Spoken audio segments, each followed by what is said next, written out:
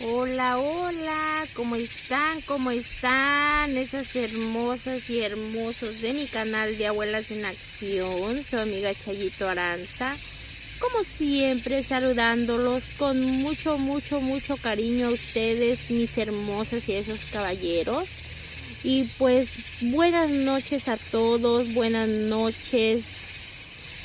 Aquí compartiendo con ustedes este sonido tan hermoso, este sonido que no sé si llamarle un sonido relajante o un sonido estresante. Oigan, el sonido de las chicharras. Primera noche, mis corazones, primera noche que está pasando esto con las chicharras. ¿Quién conoce las chicharras? O yo no sé cómo les llaman en otros lugares, yo las conozco como chicharras. Y pues están en una guerra de gritos o de cantos. Y oigan nada más. Me voy a quedar un poquito callada para que escuchen el sonido, mis corazones.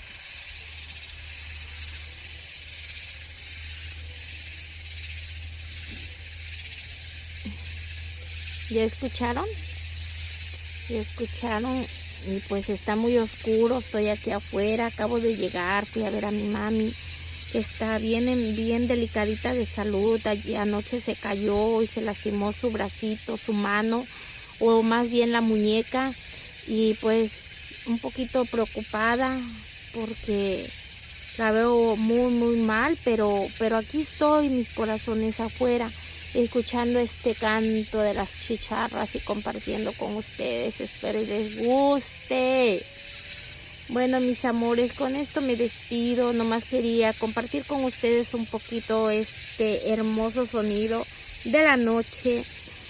Y pues no se les olvide dejarme un dedito arriba, dejarme un comentario, si son nuevos suscribirse, y pues cuéntenme qué les pareció este sonidito.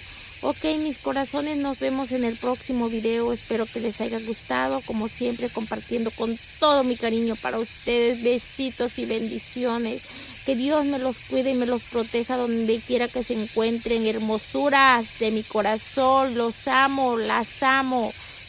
Bendiciones.